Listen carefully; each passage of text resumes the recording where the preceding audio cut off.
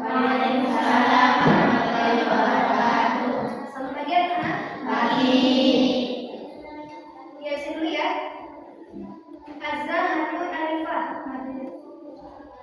Anissa Safitri, Aryani Nenden Ardiansyah, Deandra, Irwina.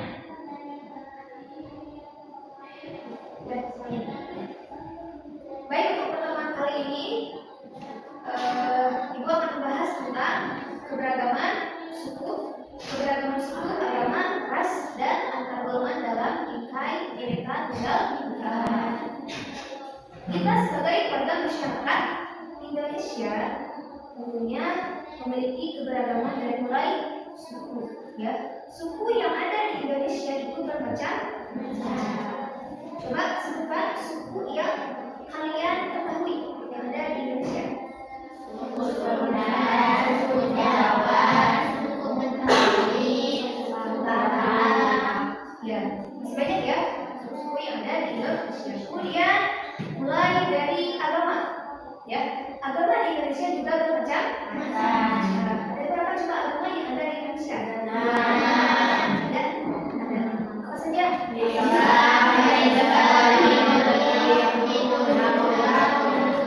Kemudian ras.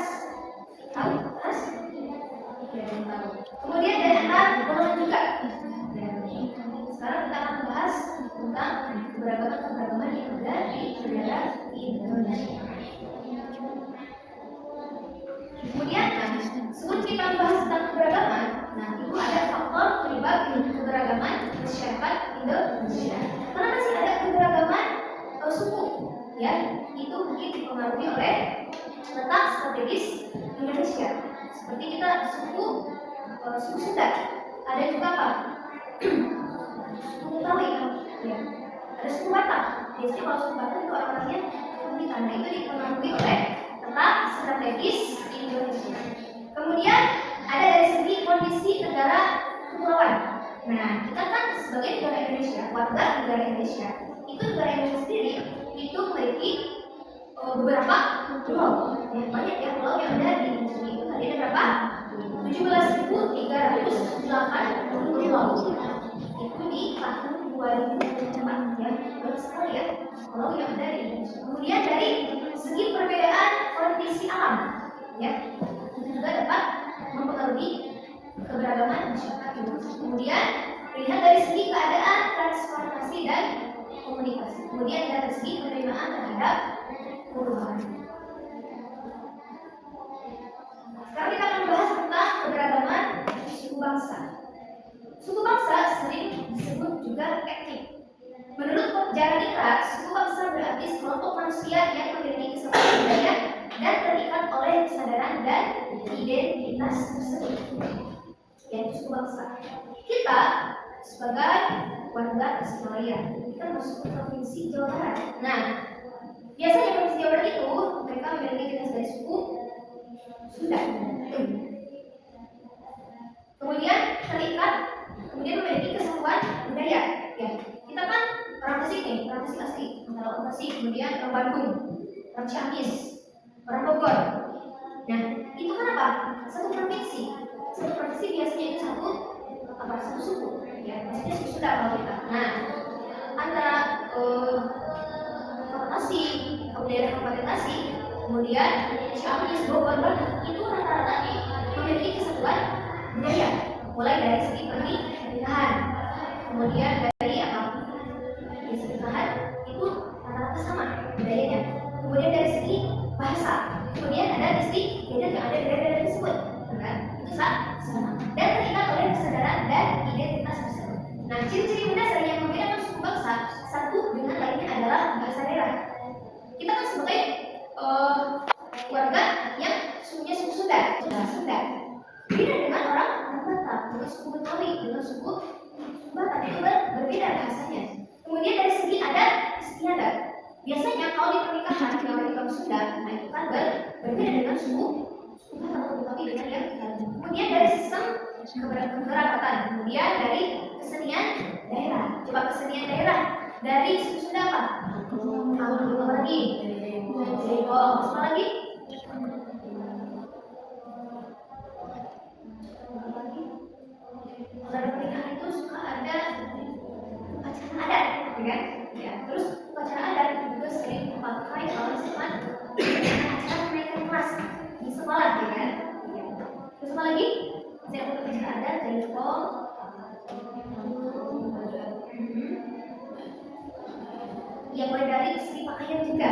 Ya, ciri khasnya apa? Gambarnya.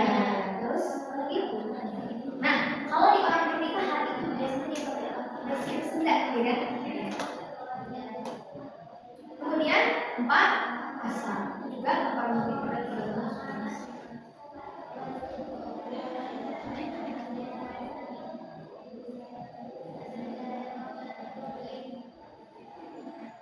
Kemudian keberagaman agama dan kepercayaan masyarakat. Tadi sudah sekarang agama.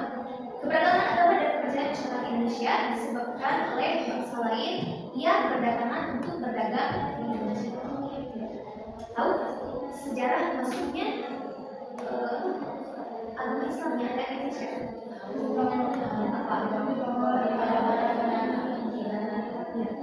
Dulu itu awal adalah adanya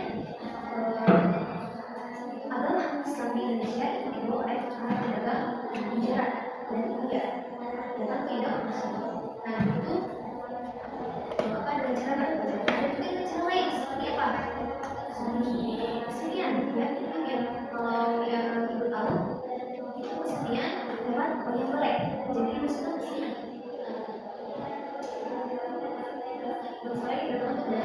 Selain berdagang, mereka juga mengembangkan agama yang ada di Indonesia antara lain. Yang pertama adalah agama Islam. Tempat beribadah di mana? Masjid. Kemudian Kristen dan Katolik. Beribadah di mana? Gereja. Kemudian Hindu. Beribadah di mana? Buddha. Beribadah di mana? Konghucu. Beribadah di mana? Itu agama-agama yang ada di Indonesia. Agama itu adalah semua percaya. Kalau kita Islam itu percaya yang adanya Tuhan, yang adanya Allah. Kalau seperti Buddha, mereka memiliki kepercayaan ada Buddha. Itu mereka menganggap bahwa adalah memiliki kekuatan. Seperti namanya kalau coba, kan? Ada berapa macam coba? Ada pegang terus, lagi yang pegang terus, lagi ada pegang terus, ada terus, itu apa ya? Nah itu mereka itu kan adalah manusia sejarah. Manusia itu berasal dari coba yang dulunya itu kan, kemudian pas dari waktu berkembang. Kemudian pola pikir pun berkembang dan apa namanya mulai dari cara berburu makanan, kemudian cara bertempat tinggal mereka pun bertahap, ya. Yang penting perbedaannya seperti manusia itu bersejarah. Ya. Berbeda lagi kalau menurut kita sebagai orang Islam, manusia itu yang penting ya Nabi Adam. Kalau sejarah, menurut sejarawan, manusia itu berasal dari manusia pun dari kan. Berarti kan manusia itu mau baju, ya kan? Lancar kalau menurut sejak sejarawan. Nah, sekarang keberagaman ras, ya. Ras berasal dari bahasa Inggris yaitu race. Menurut Undang-Undang Nomor 40 Tahun 2008 tentang penghapusan diskriminasi ras dan etnis, ras adalah golongan bangsa berdasarkan ciri-ciri fisik dan garis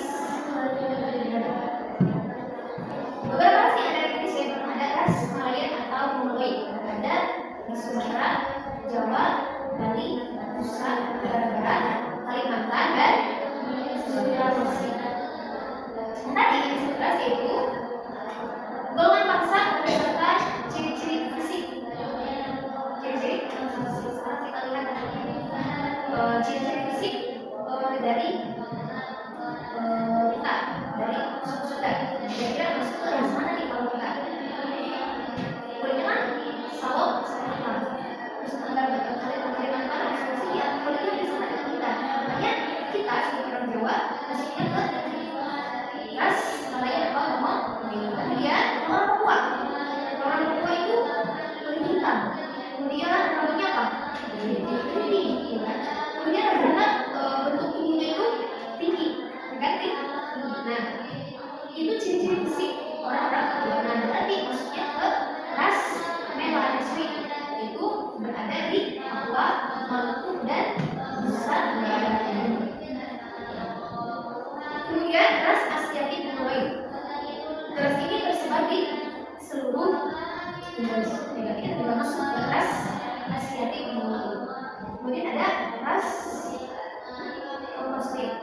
yang agama.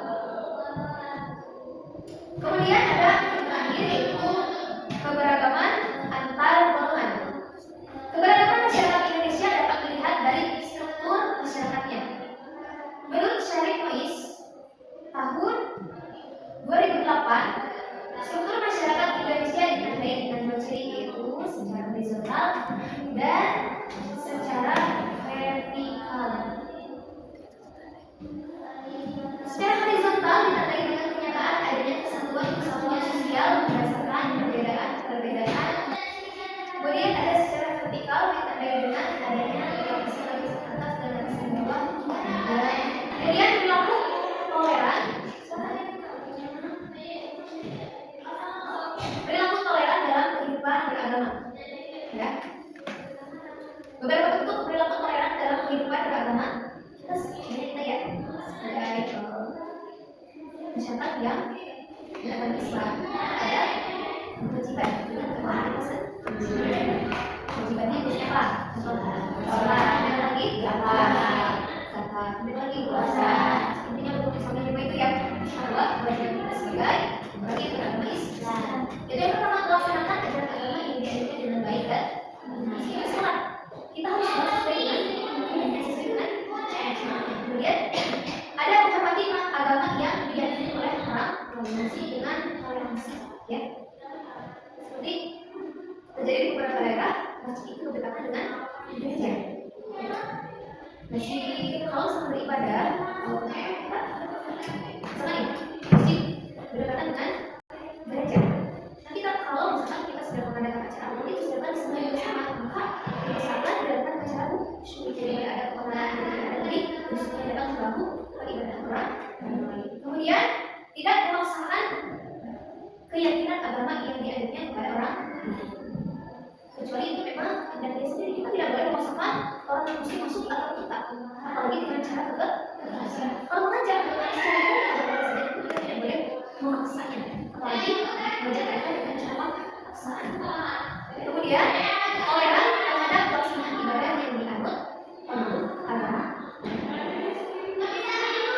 Seperti tadi ya, kalau kita sedang beribadah, kemudian kalau kita bersama, kita tidak boleh mengaji.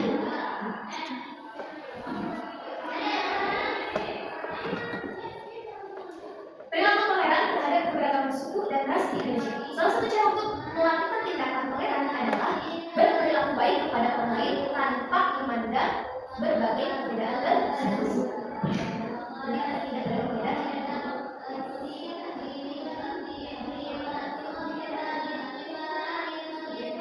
Perilaku toleran terhadap keberagaman sosial dari segi agama.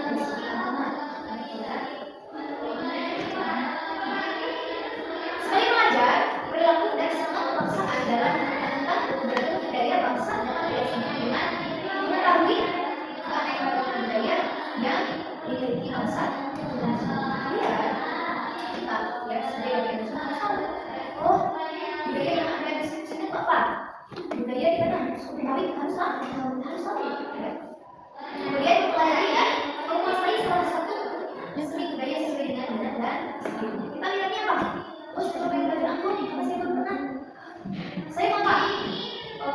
Saya mau ikut upacara adat sekolah.